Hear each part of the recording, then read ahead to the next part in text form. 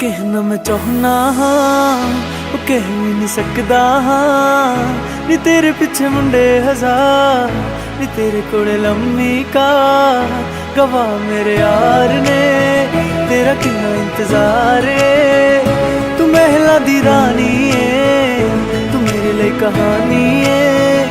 मैं फिर भी करदा प्यार तेरी उत्ते दिया जिंदगी